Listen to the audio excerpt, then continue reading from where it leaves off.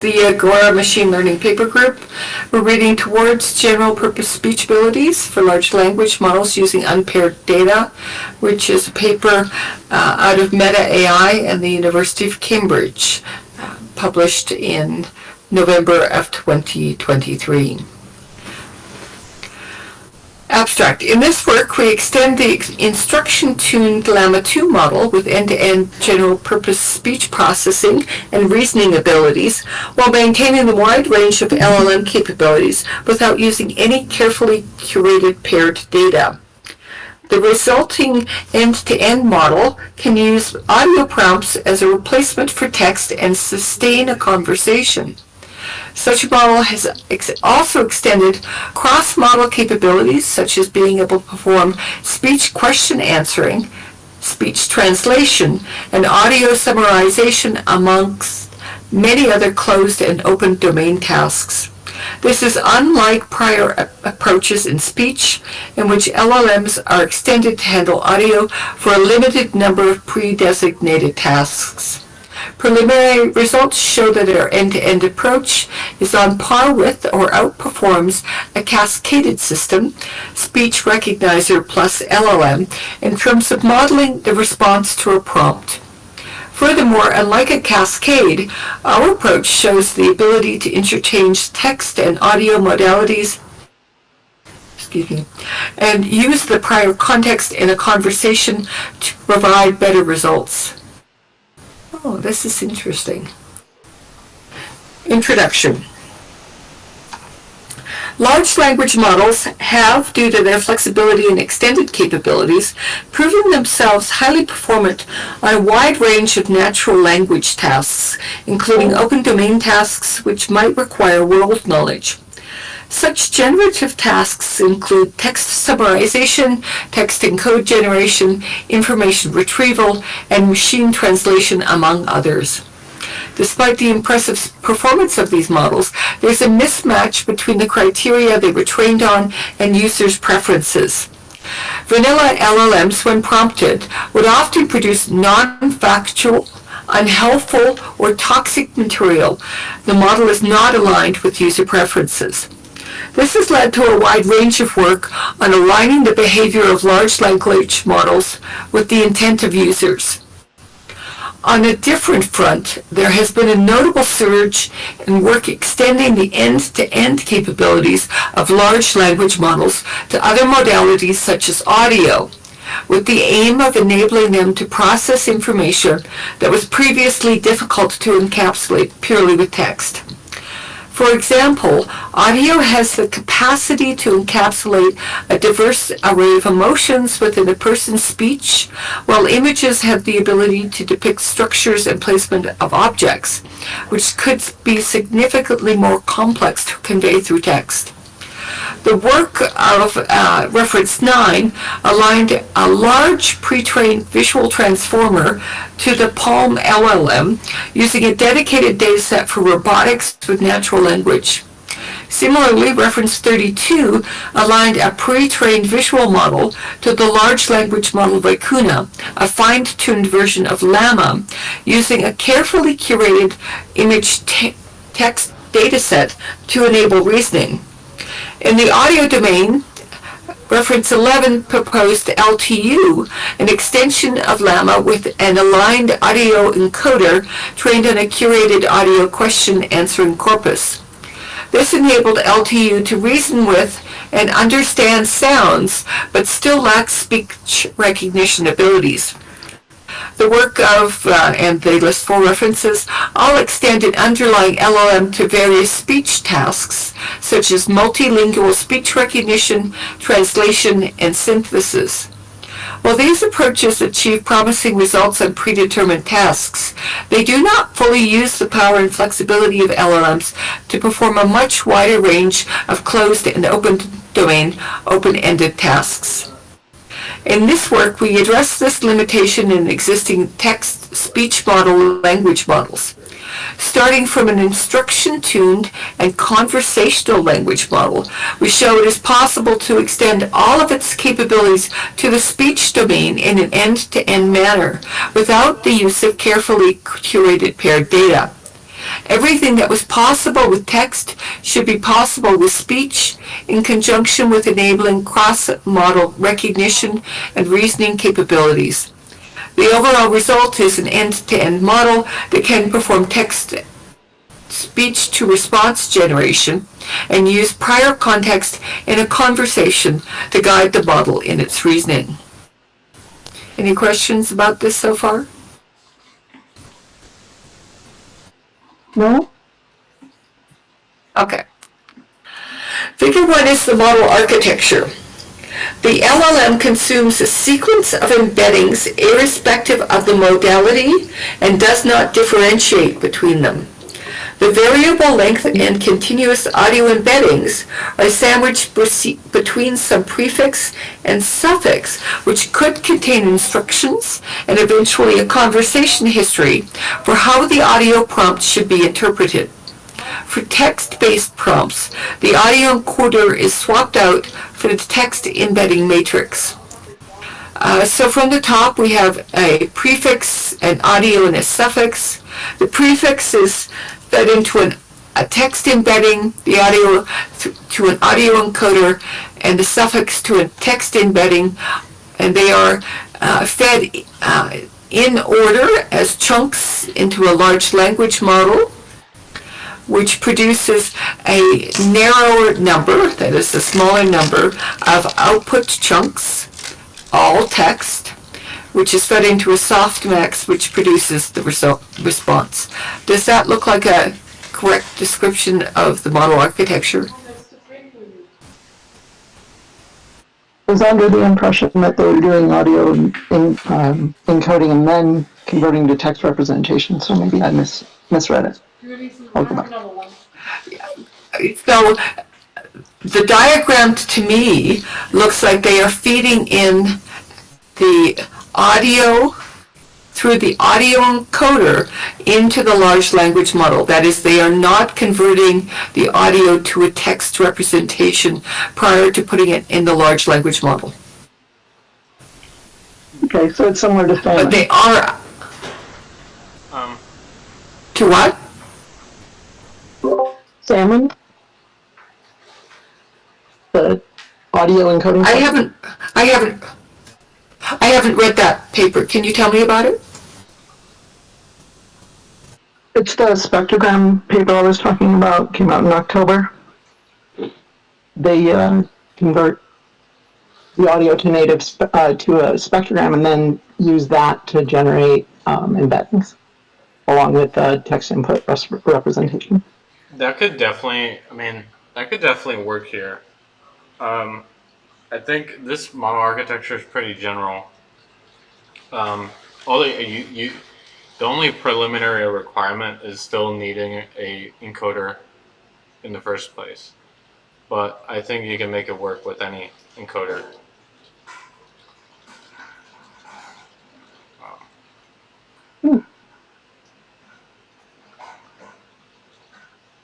Can you post this paper, please?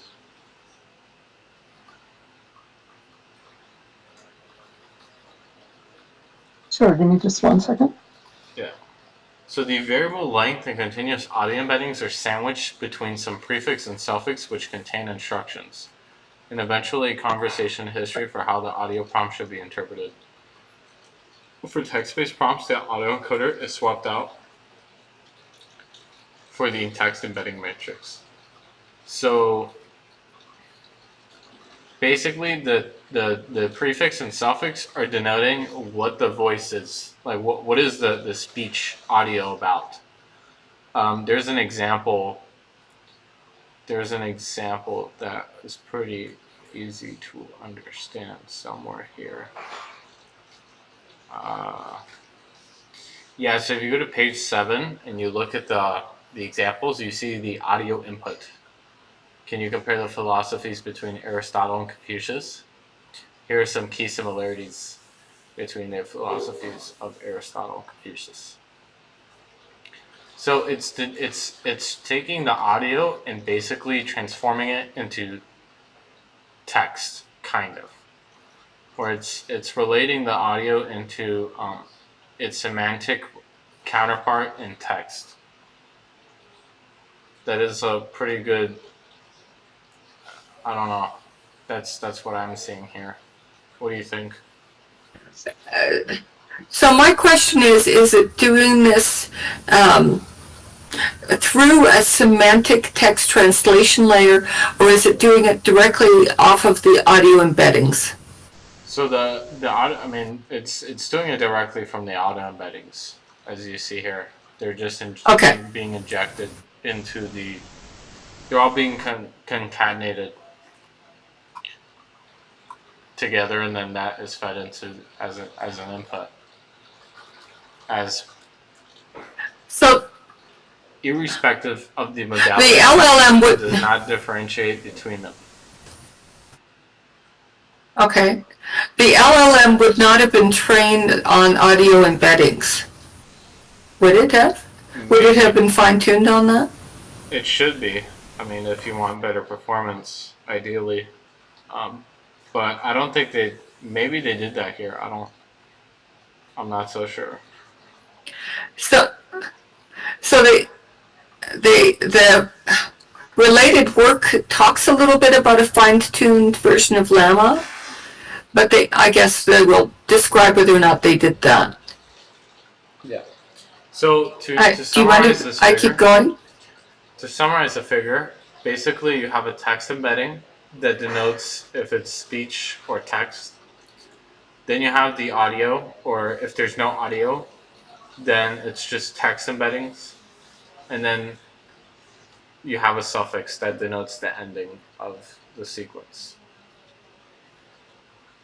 Does that sound understandable? Or Yes.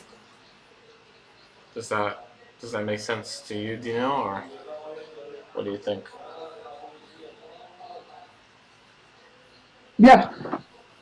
Also, I did upload that paper. Nice. Thank you. All right. There are a lot of details left out of that particular diagram, but as a high-level one, it works for me. Good. All right. Let's keep going. Section 2, enable LLM with general purpose speech abilities.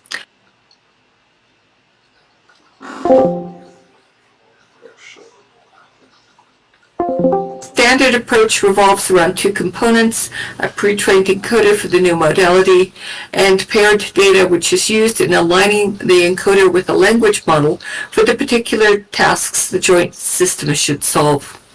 Furthermore, most of these works used vanilla LLMs instead of instruction-tuned versions, which are often more aligned with user preferences in terms of usability and content generation. Our goal is to create a system that can be prompted with audio as a direct replacement for text and allow for a user to use speech to converse while maintaining the LLM's original capabilities. Furthermore, we aim to achieve this without curating dedicated paired data sets for extending these capabilities to the speech domain. To achieve this, we first opt to equip an instruction-tuned LLM with an audio encoder to enable it to directly process speech representations. Second, instead of relying on using paired datasets, we make use of a modal invariance trick. Whether the input to the LLM is a string of text or an audio recording, the response to both prompts should be identical if the semantic information is the modality in the modalities is the same. The following subsections cover the architecture for our approach, the audio encoder for feature extraction, the type of large language model, and finally how we align the audio encoder to the LLM while achieving all of the outlined goals. So the goal is to recognize audio semantically without running it through a decoding to text step. Does that sound like a correct summary of that? Affirmative. Okay. Do you get the same output irrespective of the inputs? Invariant. Yes, this is the first time I'm seeing a paper that has that as a goal, so that's kind of cool. Yeah. 2.1 Architecture. Following prior work, we opt for a decoder-only approach due to the simplicity of extending such a system to other modalities. Practically, this multimodal LLM is operated in an identical manner to its unimodal equivalent, consuming a sequence of embeddings irrespective of modality and generating a textual response in an autoregressive manner. The autoencoder consists of a small connectionist temporal classification, CTC, pretrained conformer encoder, followed by a downsampling layer controlling the audio frame rate and resolution, and a projection layer to ensure the audio embedding dimension matches the LLM dimension. This follows the approach in 10. The striding in the downsampling layer can be set to reduce the audio resolution and audio sequence length even further. The language model is chosen to be the recently released Llama 2 Chat 7B, an instruction-tuned version of Llama 2 that can maintain conversations. One of the goals of this work is to extend the capabilities of this model to the speech domain without compromising on the LLM's original capabilities. Therefore, we keep the LLM completely frozen in all our experiments. The only trainable aspect of this system is the audio encoder, which effectively needs to learn how to prompt the LLM. And figure 2. One quick question. It mentioned earlier that they were going to use variable length embeddings, and yet they talk about having to match the embedding size to the LLM here.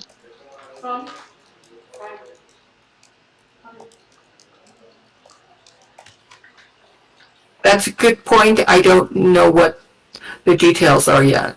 That is a good point, though. I mean, it is possible to have a very long audio embedding, hours, which will not fit in the context length of an LLM. And it may be that they're attempting to match somehow the semantic length of the audio encoding with the context window of the large language model. Oh, that's interesting. The semantic length of the audio encoding, that makes sense. Okay. Okay. That's just a guess, though. I have no idea what they're actually doing. Okay. Figure 2. The aim is to create an end-to-end system that would generate the same response when being fed spoken audio input instead of its text version. The overall system should be invariant to the modality of the inputs containing the same semantic information. So that sounds like what I just said. It sure does. Okay. The ASL dataset paired data goes, well, there's a textual part which goes to a text embedding, an audio part which goes to an audio encoder. Both are fed into a large language model and a response comes out. And the idea is that the response is the same whether the audio contains the same string or the text contains it. Okay. 2.2, general purpose alignment using unpaired data. The goal of general purpose alignment on audio prompts is to induce the same behavior as text prompts. It should not matter whether the prompt is written or a spoken version of the same underlying information. Furthermore, while there exists plenty of text, conversational, and instruction data sets, the same is not true for the speech-text domain.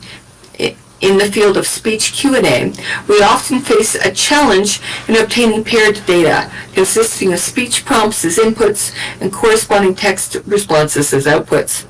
To address this issue, this paper proposes an approach that uses unpaired data from automatic speech recognition dataset to overcome this limitation. And that was the figure we just looked at. One potential advantage of using automatic speech recognition data is that it covers a wide range of acoustic conditions, and there are also numerous data sets available that have been prepared over the past few decades. However, these datasets compared only with the corresponding transcriptions, which limits their usefulness for aligning the range of LLM capabilities. And Table 1 gives some samples of transcripts, prompts, and corresponding responses from Llama 2 chat. In the majority of cases, the LLM will apologize or initiate the response in a speculative manner. And the prompt is, "Thus graciously the war I wage is witnessed my hand, Tom Gage, by command of Mother Gary Thomas, Flucker's secretary." And the response, "I apologize, but I'm a large language model. I cannot provide a forged signature as it is illegal and unethical. I cannot assist with any activities that promote fraud or deception." Okay. I have no idea what the prompt means, and so I would apologize as well. And next prompt, "I frequently heard Peter refer to certain of their books to Madame Gervais, to Laurent Duwitu." And the response is, "It seems that you are referring to a quote or passage from a book, and you are asking for clarification on the meaning of a specific phrase or word, and it terminated early." And the last one, "Raniero was married to Francesca, who is the daughter of Jacopo degli Uberti, a wise and influential man." And the response, "I see. So Raniero was married to Francesca, who was the daughter of Jacopo degli Uberti, a wise and influential man. Is there anything else you would like to know about this family and their relationships?" So the last one actually made a bit of sense. To circumvent this use of general purpose pairedness, we rely on Llama 2 chat itself to prepare the automatic response of the ASR dataset. Given a generic dataset of audio transcript pairs, we use the transcript to prompt Llama and to generate a response following the chat structure. They use S in brackets, instruction as sys in double brackets, system prompt in mustache, sys again, and then 2 line breaks, a user prompt in mustaches, and an end instruction. Where the system prompt was not used, it was set to empty, and the user prompt was set to the transcript. The generated response is then used to align an audio encoder to Llama 2 chat using the audio response pairs. The use of an ASR dataset could bring its own problems. Standard ASR benchmarks such as multilingual LibreSpeech are collected from audiobooks. Utterances from audiobooks are often not useful prompts. ASR datasets are often segmented into short utterances that might span parts of sentences, making the transcript a nonsensical prompt in many cases. However, despite these shortcomings, the aim is considered achieved if the audio prompt can induce the same response, even if the original transcript and the generated response by Llama are nonsensical. And Table 1 are example prompts. I wonder why they used LibreSpeech rather than using a more appropriate prompt from a text data set, which they then used speech and audio generator to read out, which would create the speech part of why this. not run it through a TTS? Yeah, That makes a lot of sense. Something like this, or Whisper or something similar. yeah. That they didn't do that seems like a gap. Maybe they didn't think of. Well, there's a paper for you, because that should be straightforward to do, and it would be a novel contribution because they didn't think of it.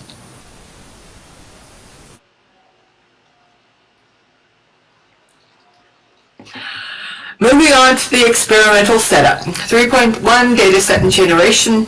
All experiments in this paper will be based on the English split of multilingual LibreSpeech. The dataset is a 50,000-hour ASR corpus derived from the audiobooks of LibriVox, of which 45,000 hours are in English. Following the segmentation of the dataset to utterances of up to 20 seconds, so they do chunk in time, 20 seconds. The corresponding reference text is fed to Llama 2 Chat 7b to generate the response according to section 2.2.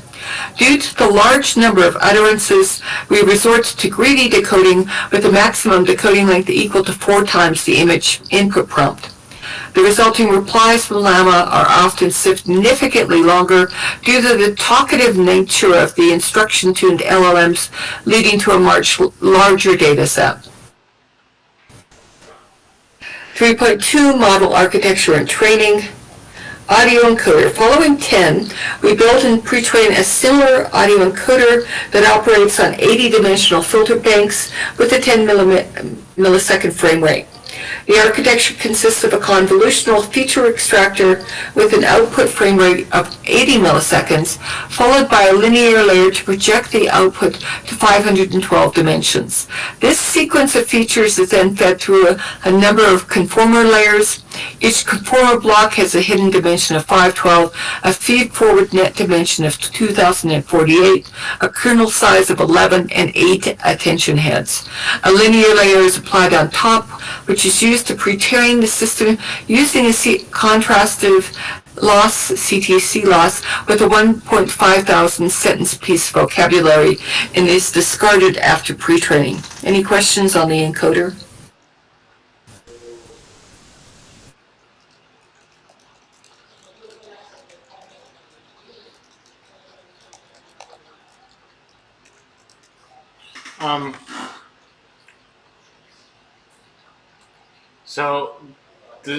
So 80-dimensional filter banks with a 10 millisecond frame rate, then convolutional feature extractor, which is outputs 80 milliseconds, then a linear projection to 512 dimension, then conformer layers, then the output of that will be a hidden dimension of 512, and or conformer layers have a hidden dimension of 500.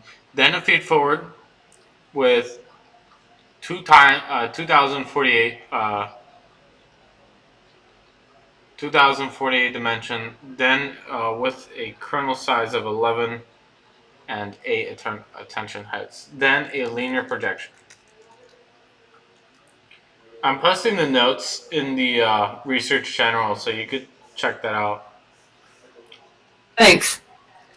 So I don't really know what is a conformer. I don't know. I think that's. I don't know what a filter bank is either. Yeah, me neither.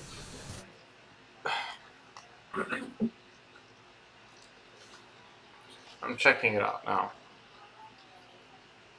Thank you. Do you mind if I continue to the output layer? Hold on. Let's Okay. Let's try to understand what a conformer is before we even keep moving forward. I see. So there's actually there's a conformer implementation in PyTorch. Yeah. Okay. I'll share my screen. So, conformer is a convolution augmented transformer for speech recognition.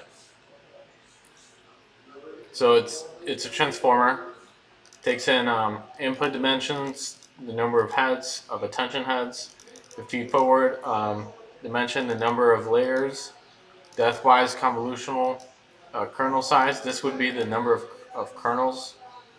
Then you have dropout. You have group normalization or convolution first, and this is how you would use it. That's pretty simple. What else are we missing? You said you don't understand a filter bank? What is a filter bank? Yeah, I don't know what a filter bank is. So it's an 80-dimensional filter bank.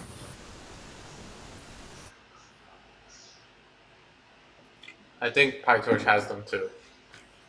I might be wrong, but it might be this. Yeah, it is this. I think. So that seems reasonable. Linear triangular filter bank. What is this exactly? It doesn't say. So it's a triangular filter. It appears to be creating a diagonal matrix from it. Like the attention matrix? I don't actually know. You remember when the attention matrix is diagonal? Remember that? Yes. So when there is only the diagonal activated, it's actually an identity function. That is, it acts like a mirror.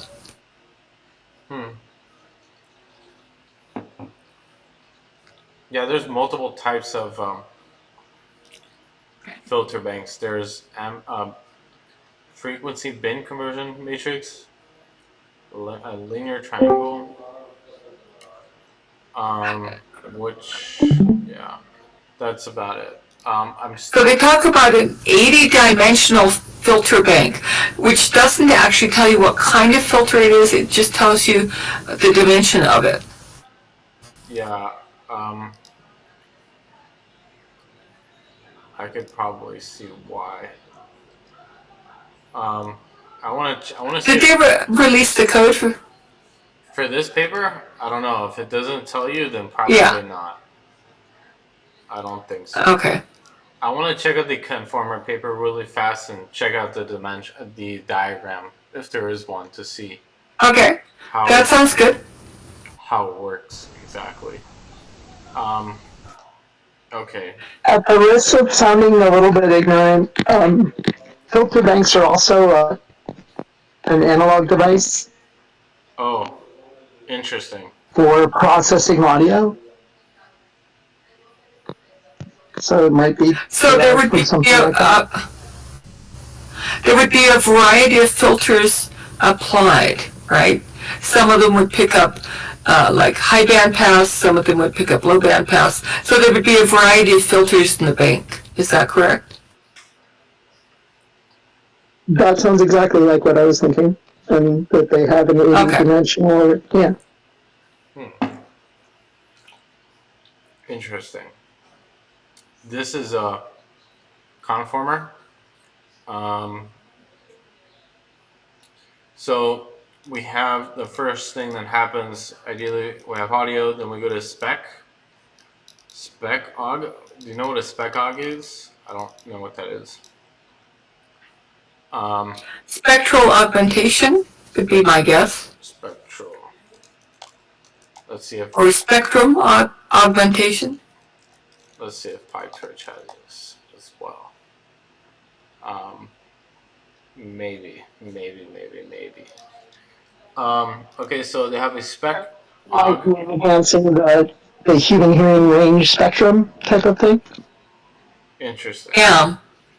So then after that, we have 10 milliseconds in between. I don't know if that, like, if they're doing for, I don't know what the 10 millisecond rate is.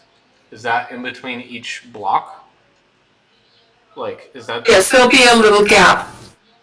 Because there's a ramp up and ramp down when you're doing audio processing. And so if they add 10 milliseconds, a constant gap between, then they know that the ramp up and ramp down is consistent between blocks. Interesting. It's like it gives the moving averages a little bit of a warm-up time. So a 10 millisecond rate, then we have convolutional subsampling, then a linear projection, then dropouts, and then a conformer block, where in every conformer block we have a feed forward. This is then added with the original inputs to the feed to the block. Then you have a multi-head attention. Then you add the multi-head attention with the output of the added feed-forward. Then you have a convolution module. And then you add the convolution module with the output of the adding of the multi-head attention and the added feed-forward. And then you have another feed-forward, and you add that again with the output of the adding of the convolution module and multi-head, and then you apply a layer norm. So it's basically pretty simple. So, This is just a transformer model, but they have the convolution module as an intermediary step. it also appears like they reduced the feed-forward module by 1/2. And there is a timing change on the left-hand side where they go from 10 milliseconds rate to I think it's a 40 milliseconds rate. So there's quite a change in rate on the left-hand side after the convolutional subsampling. Yeah, and that's the architecture. Two macaron-like feed-forward layers with half-step residual connections, sandwiching the multi-head self-attention and convolutionary modules, followed by post-layer norm. And then this is the convolutionary module.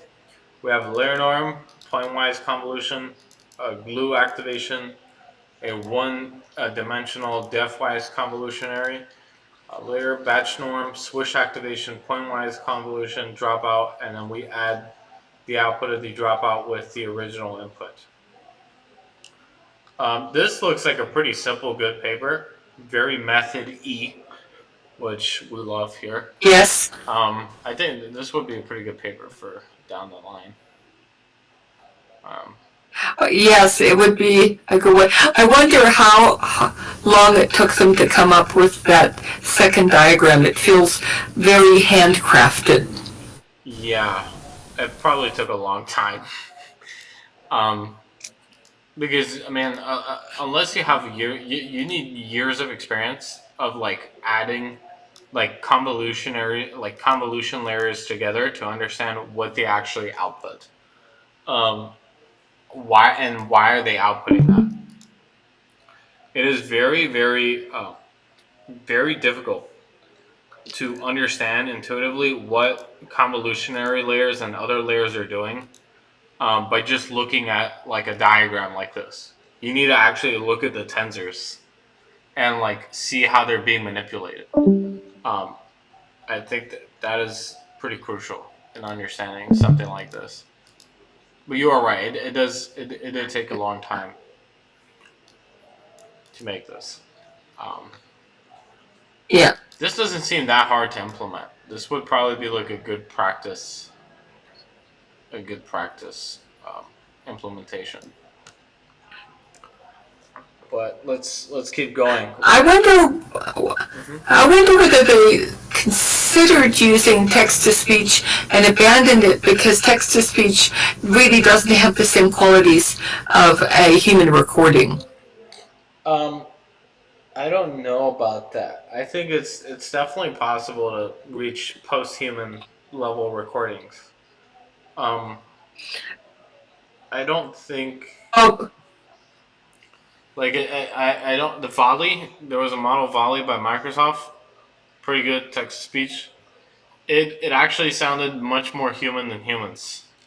And like you could replicate a person's entire voice with a minute of recordings. So I mean, it's definitely possible. 11 Labs is pretty convincing. Yeah. and Whisper 3 also.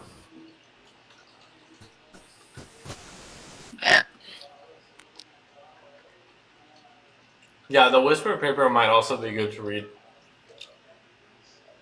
I was reading that a little bit the other day. I've only used it for speech to text. I haven't used it in reverse, but it's supposed to be supported in Whisper 3, I believe. I believe it is. Whisper 3 is one of the only models OpenAI has actually open sourced. It's actually open source. It's not like hidden. They actually open sourced it on Dev Day, so that's pretty interesting. But let's keep going. Okay, we're at the output layer of the encoder.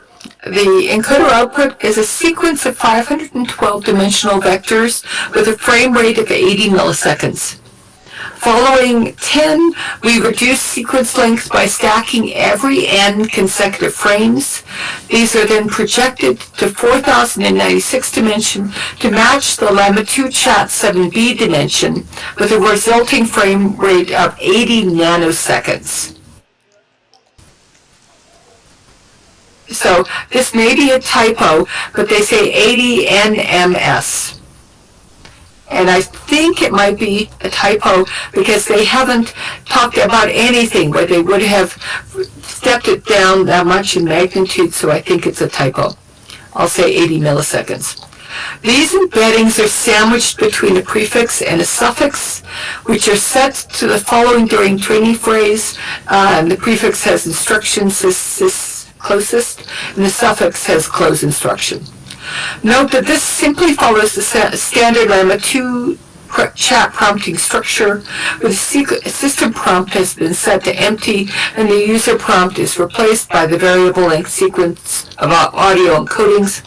Conditioned on this prompt, the system is trained to predict the next token of the previously generated response. Large language model. Since the core aim is to maintain the wide range of original capabilities of the instruction-tuned LLM, it will be kept frozen in all experiments.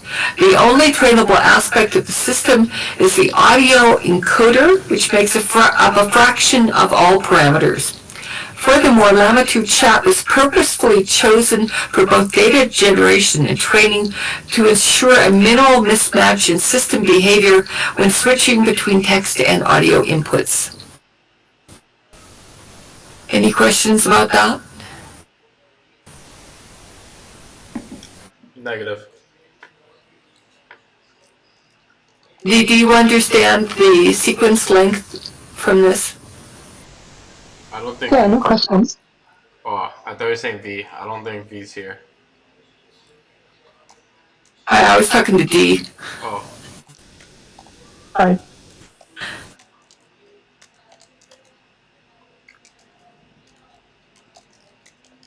Okay, I'm going to move on. Training. The audio encoders were initially pre-trained using Atom with beta 1.9, beta 2.98.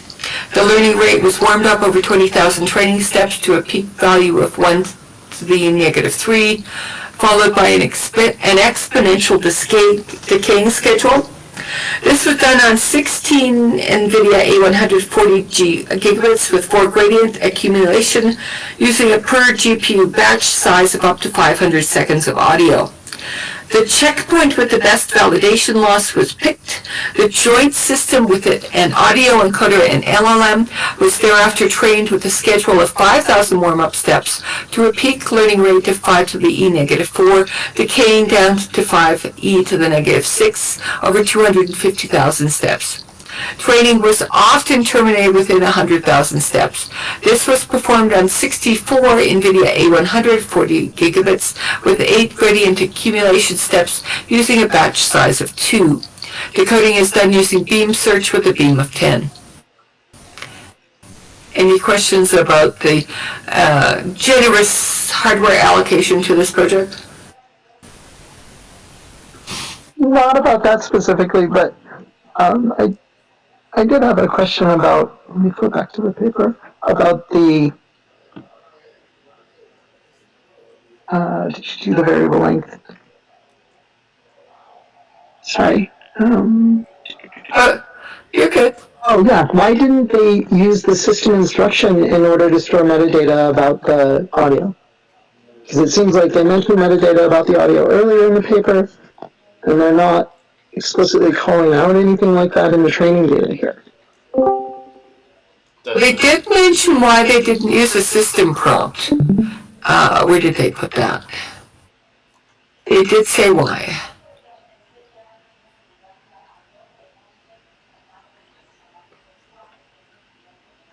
I saw that it said they didn't use it. I didn't see that it said why.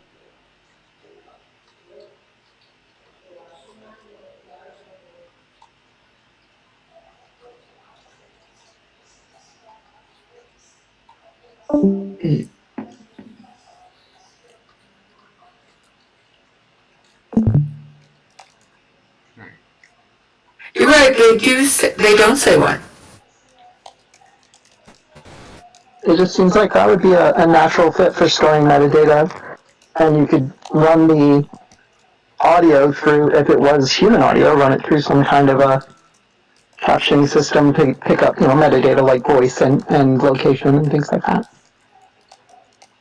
They do mention that the goal of the paper is to match an audio semantically with a text semantically, and it may be that the system prompt really kind of violated that.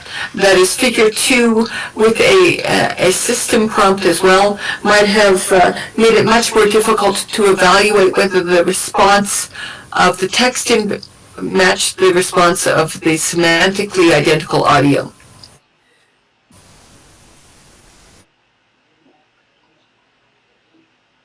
But if the system prompt was the same in both, then it should have been straightforward to evaluate it. So I don't know why they didn't use the system Yeah, the prompt. metadata would be the same in both, right?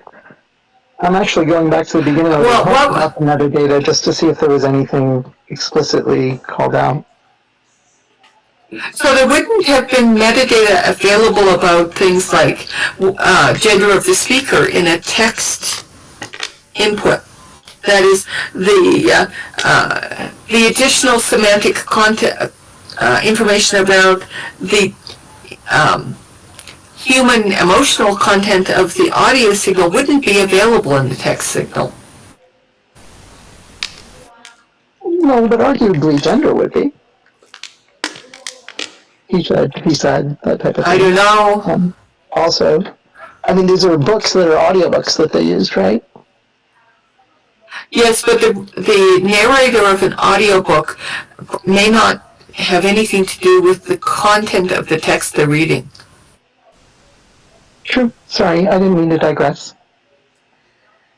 Oh no, this is part of why we do this, because when these papers are written, they have an audience in mind, and then they don't notice that they've missed stuff that are interesting. So the conversations around these are always fun. So I'm going to talk about Table 2 now. The perplexity of various systems when being evaluated under the correct response, that is, the response generated when prompting Llama 2 chat with the transcript of the audio. Cascade systems first transcribe the audio and therefore report their associated prompt WERs. Weighted error rates, I'm guessing. We have Modal and MLS as the first data set, Trivia QA text-to-speech as the second. For MLS, the reference text prompt has a 0 error rate and a 1.3 perplexity. The Cascade baseline is a 36L conformer CTC minus audio speech recognition plus an LLM. And there are 3 lines here, which probably mean CTC and then CTC minus ASR plus LLM, which would give 3, I guess. But with the way this is labeled, I have no idea actually what the 3 lines are indicating. The weighted error rate is the highest in the first line and lowest in the last line, and the perplexity goes down as well. And then the proposed end-to-end system is an 18-layer conformer with LLM and a 36-layer conformer with LLM. Neither of those have a weighted error rate, but they do have a perplexity. The 18-layer has a perplexity of 1.559, and the 36 with a 1.544, so slightly better. in the trivia QA text-to-speech,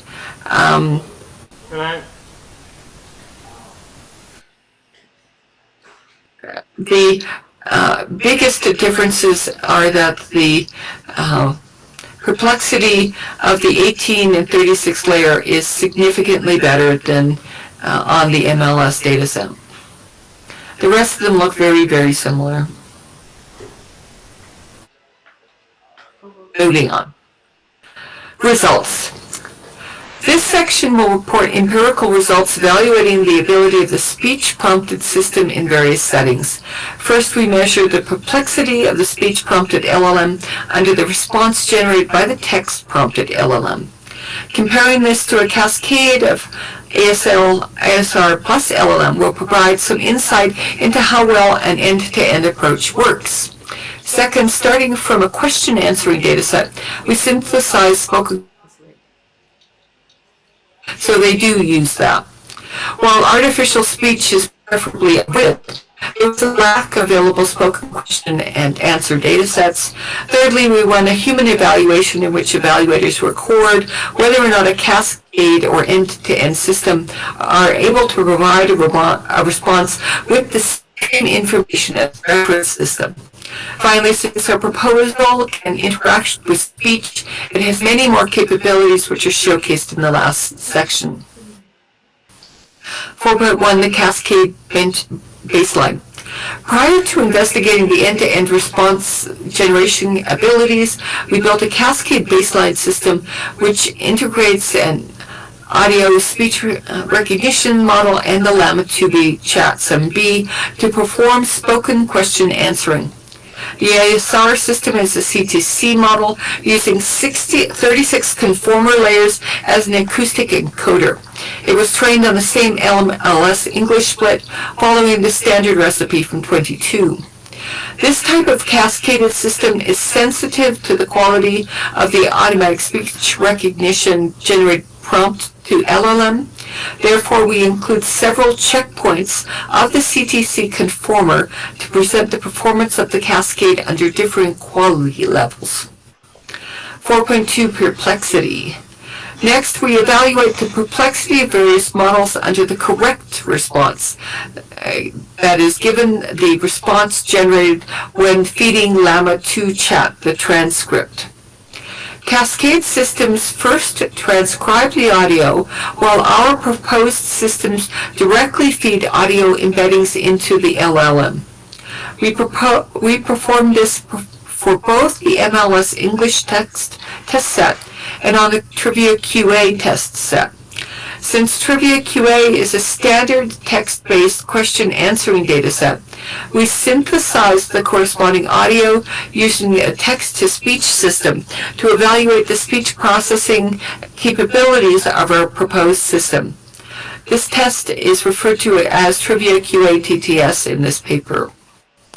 From these results, we find that the proposed end-to-end system outperforms the Cascade ASR plus LLM systems on both the MLS and Trivia QA TTS data, all while not having to perform 2 stages of decoding. Furthermore, while these results are promising, one of the main strengths of our end-to-end approach is being able to maintain a dialogue and use prior context to guide the response generation, discussed in 4.5. And any questions about that?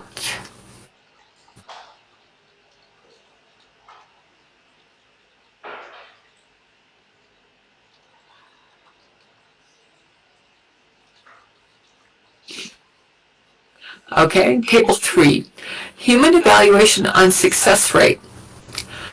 On the Trivia QA TTS test data, the proposed model is compared with the cascaded baseline over 50 samples in each word error level.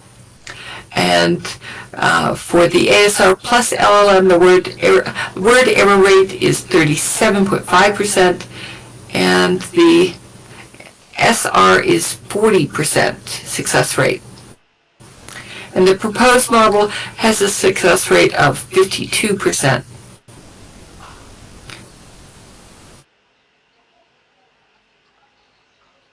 And I don't know what the 3 different rows in this mean, so I can't comment on why the success rate for the 3rd row is so much higher than the 1st row. Probably size, but they didn't actually indicate that. I think this is an error in the table. Human evaluation. For a more comprehensive insight into the performance of the proposed model, we conducted a human evaluation to compare the quality of the generated response between the proposed model, 36L conformer with LLM, and the best performing cascaded baseline on the Trivia QATTS test set. As is typical with cascaded systems, the overall performance of such a system is highly dependent on the performance of its separate modules. In this case, the quality of response to a spoken query is highly susceptible to errors originating from its audio speech recognition module.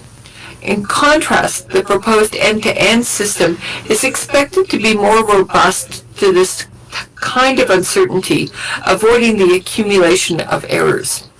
Therefore, we compare the performance across different word error rate levels inherent in the ASR module of the baseline. Table 3 summarizes the human evaluation results. We compared 3 different word error levels based on the baseline, and for each level, we randomly selected 50 question samples to evaluate the generated answers. The success rate is used in a metric measuring the fraction of predicted responses that agree with the reference response. In high error rate situations, 37.5% and 14.3%, the proposed model generated better answers in comparison with the baseline.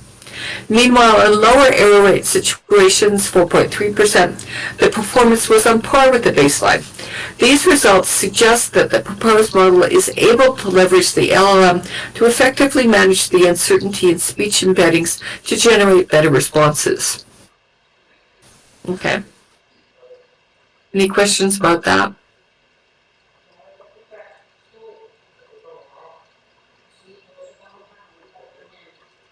Not a surprising result. Okay. Figure 3, cosine similarity between audio, text, and audio embeddings.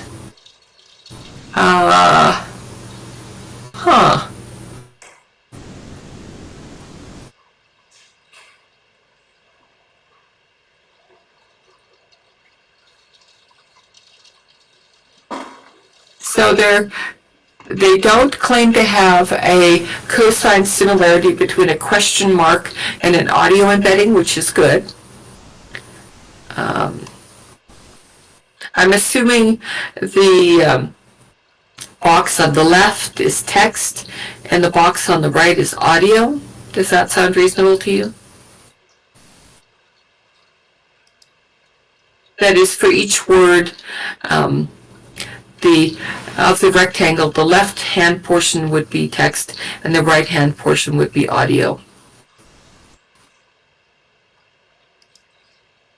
That's what it looks like.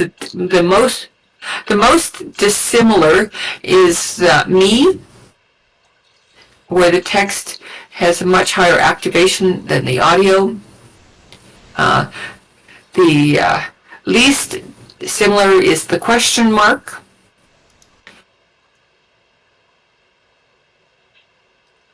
The least unsimilar is the question mark. And the rest of them are fairly similar. U is another one with a fairly high difference between the left and the right side. President is nearly identical text to speech. And Obama doesn't show up at all because the first syllable and the second syllable are separated.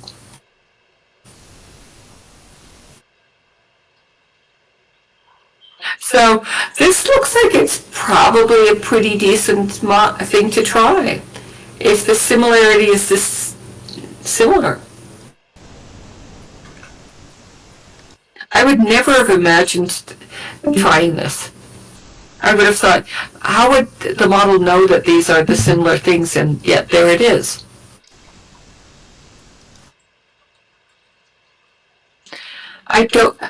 The more I study these things, the less I understand them. Did they mention which embedding model they're using for the audio encoder here? They did. That is. Yes. I made a whole and if you go to the Research General, I lay out the sequential work pipeline of all the layers and everything. We shelled out the second paper for that. Yeah, it's audio encoder, 80-dimensional filter banks, 10 millisecond frame rate, convolution feature extractor, linear project, conformer layer, linear project, stack of frames project.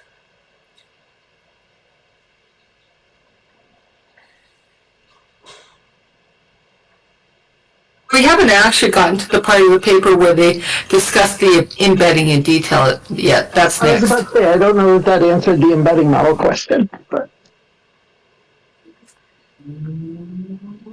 That was the encoder, not the embedding. Moving on. Embedding space alignment. Since the LLM is left frozen, we hypothesize that the sequence of embeddings produced by the audio encoder must be closely related to the text embeddings of the transcript. Figure 3 displays the pairwise cosine similarity between the audio encoder outputs and the text embeddings for a user-recorded example. Since the recording is approximately 3.2 seconds and the frame rate of the audio encoder is 80 milliseconds, the result is a sequence of 40 audio embeddings. Meanwhile, the transcript is converted into 10 text embeddings. Despite the length difference, the pairwise cosine similarity between all embeddings shows a nearly monotonic alignment, although Obama is only weakly aligned. Furthermore, the uninformative start and end portions of the figure correspond to the deliberate silence in the recording. There's silence here and silence here.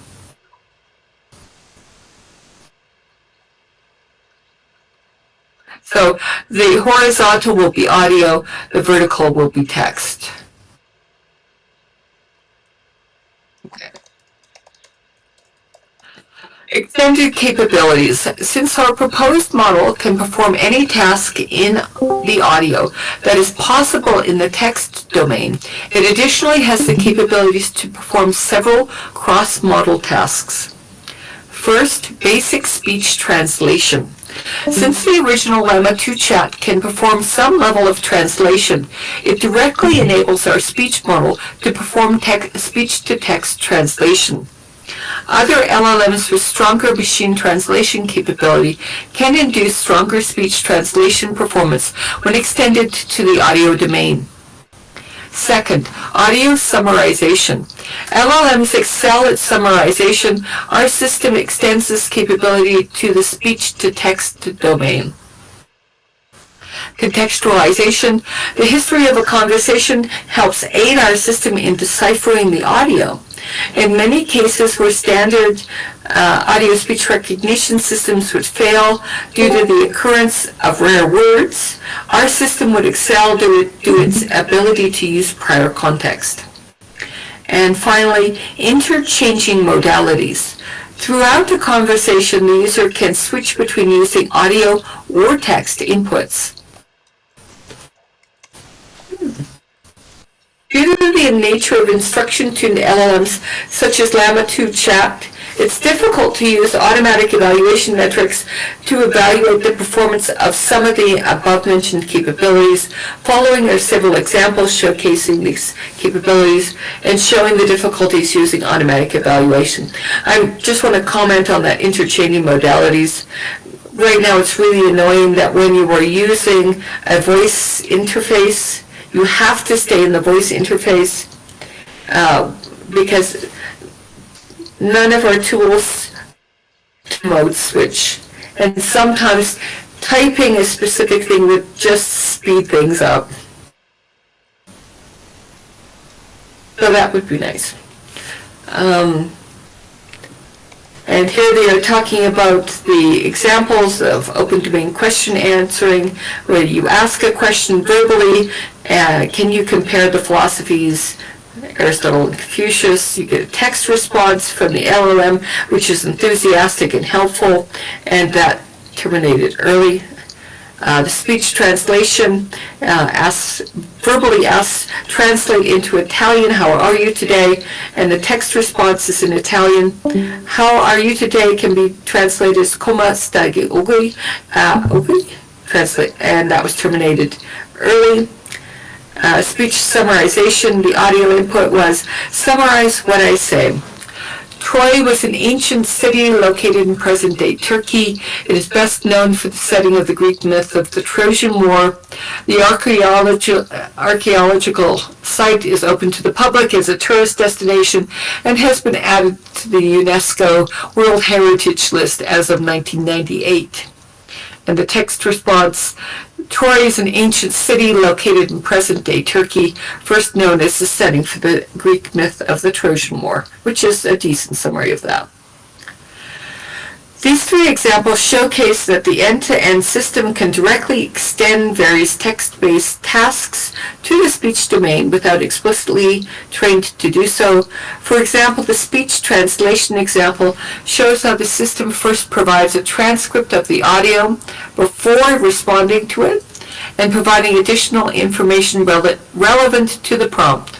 While this is technically correct, it also displays why using automatic evaluation becomes increasingly difficult for such systems. Furthermore, it's important to note that the performance of the resulting system on these tasks is highly dependent on the capabilities of the original LLM. If the LLM being extended cannot perform translation, then neither will the end-to-end system. Okay. There's an example of multi-round dialogue, which I will not read, and an example of interchanging input modalities, which I will not read. These two examples show that the proposed model can also handle dialogue similar to the original Llama 2 chat system. Furthermore, the second example shows that the user can seamlessly decide which input modality to use without affecting the behavior of the dialogue, showcasing the benefits of modality invariant training. And number 5, limitation. The modal invariance approach used in a work to extend text capabilities to the speech domain has worked effectively. However, the resulting model still has limited audio understanding. A possible next step would involve extending these capabilities to generic audio understanding and reasoning in addition to the capabilities presented in this paper. Furthermore, the first step in achieving this would be to replace the small conformer audio encoder with one of the many more available robust self-supervised trained encoders such as Wave2Vec2 or Hubert. That a small conformer trained on a limited amount of data still works is a good stepping stone for stronger audio models that can encode audio into richer representations useful for a wider range of tasks. And the limitation of data generation is that the end-to-end system was trained on a segmented automatic speech recognition dataset, which presents several drawbacks discussed in the paper. Proper segmentation does not break the structure of sentences, could improve the quality of the responses. Furthermore, Llama 2 chat was used to generate replies using greedy search due to computational constraints. For a more unrestricted approach, the decoding process should be extended to beam search with a large beam to ensure the end-to-end system is trained on higher quality responses. Better data always matters. Conclusion: in this work, we extend an instruction-tuned large language model with end-to-end speech processing and reasoning abilities while maintaining its wide range of capabilities without using any carefully curated paired data. The result is a large language model that can use audio prompts as a replacement for text and sustain a conversation in an end-to-end manner. Such a model also has extended cross-modal capabilities, such as being able to perform speech question answering, speech translation, and audio summarization. Finally, unlike alternative approaches that rely on standard speech recognition systems which struggle to recognize certain rare words, the prior context in a conversation can guide our system in various recognition and reasoning tasks. This was a good paper. It most certainly was. I've written down some notes, a lot of notes. I don't know if you'd like to check those out. I think I will. probably the I'm going to stop the most important thing is the modal invariance technique. I think that's really important.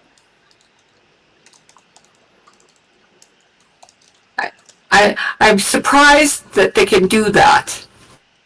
It is difficult. It's very difficult. But it is really important because humans are modal invariant. We're constantly shifting between modalities. We're not just using just one all the time. It's easier if your embedding model, or if your embeddings are the same size. Yeah. It's interesting that they aren't here. That adds some complexity. Yes, they have twice as many slots for the audio as they do for the text. The thing is, getting embeddings that are the same size is difficult because there's different, like if you have a really long video, like 5-hour long video, embedding that would be a little bit difficult. It will require a lot of like data.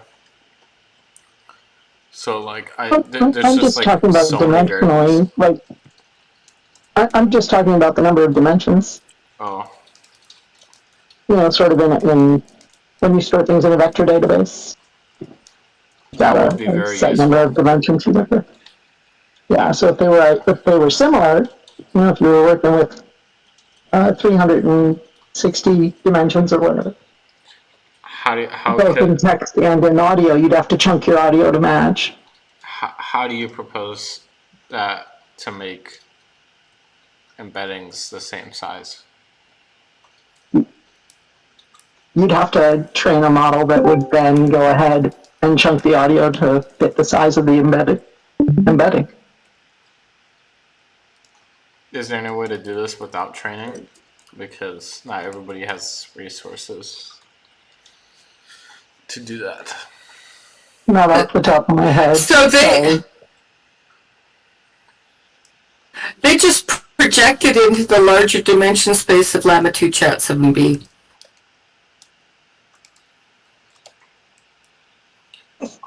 So they concatenate it. So a projection is slightly different than a concatenation. That is, they had a smaller dimension for the audio, and they just used the larger dimension. They just put the small dimension in the larger dimension. No padding? Maybe. They don't mention padding. And again, this is the dimension, not the length of the sequence. PyTorch has pretty good documentation on this.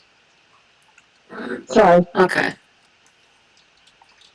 I'm going to leave you guys for the night and have a good night. Thank you very much. This was really informative. Yeah. Thank you for coming. Hope to see you again. Yeah, thanks. Thank you, Dee. Hope you learned. Have a great night. Yeah, you too. Well, this is fun, but I think I'm almost done for. I hope you have a lovely trip. Thanks, Evelyn. I appreciate that. I will most certainly have a good trip. Good. You mentioned looking to reschedule. I'm assuming that tomorrow will be on the same schedule, which is Thursday, and the next change in time might be Friday. Maybe. It will still happen at Okay. 10 p.m. New York time. On Friday. Every day. Okay. Or for the Because you morning? had to propose. Oh, the morning one. I don't know when that will begin. I think we should talk about that. Yeah, we need to talk, but later. And thank you so much. This was a good paper. I enjoyed reading it. Thanks. I hope you liked it. Yeah, I think I'm gonna try to Yeah, I implement did. something like this, just to practice with the audio stuff. Uh, You know. I think that having a model that can accept human speech, perhaps tagged with which speaker it is, and then do some sort of summarization, is a really powerful tool for just an almost infinite number of applications because people love to talk. Yeah, that would be that would be fun. Good night, Kai. All right. Good night, Evelyn.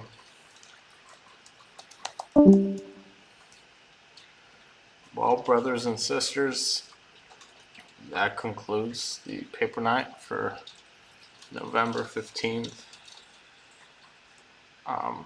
We're gonna have a pretty big day tomorrow. I'm gonna be flying into